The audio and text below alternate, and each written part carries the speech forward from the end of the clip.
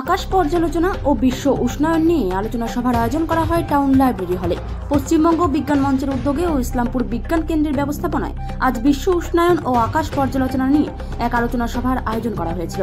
শ্রাবন্তী কর্মকার ইসলামপুর বিজ্ঞান কেন্দ্রের সম্পাদিকা বলেন, বিভিন্ন স্কুলের ছাত্রছাত্রীরা সহ উৎসাহী মানুষদের আজ এই আলোচনা সভায় অংশ নিয়েছেন।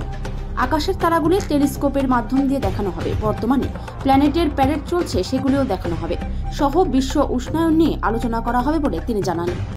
গ্লোবাল ওয়ার্মিং বিশ্ব উষ্ণায়নের ওপর সেমিনার আছে।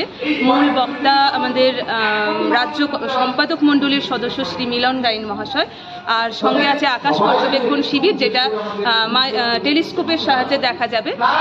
তো এই পুরো বিষয়টাই পরিচালনা করবেন যিনি আসছেন আমাদের প্রধান বক্তা এবং উপস্থাপক শ্রী মিলন গাইন মহাশয়। উনি আমাদের বিজ্ঞান বিষয়ক সমস্ত যে হাতে কলমে বিজ্ঞান বা এই আকাশ পর্যবেক্ষণ ছাত্রছাত্রীদের নিয়ে সমস্ত কাজ করা, এগুলো উনি করে থাকেন।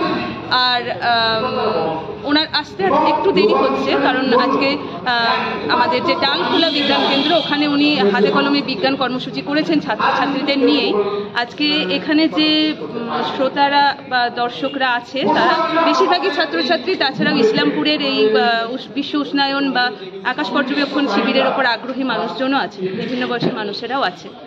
বলছি যে বিশ্ব উষ্ণায়ন এবং বললেন তো, আকাশে মূলত কি তাদেরকে দেখাবেন এবং কি বলবেন?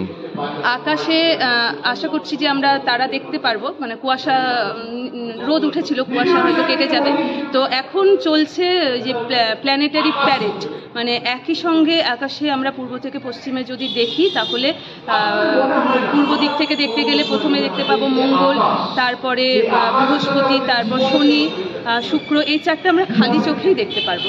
আর তাছাড়াও মাঝে যেগুলো আমরা খালি চোখে দেখতে পারবো না, টেলিস্কোপ, একটু শক্তিশালী টেলিস্কোপ হলে দেখতে পাবো ইউরেনাস, নেপচুন, এগুলো একদম মানে সারিবদ্ধভাবে একই সঙ্গে দেখতে পাবো। এটা সবসময় হয় না, এই জানুয়ারি মাসের এই সপ্তাহটা এটা চলছে।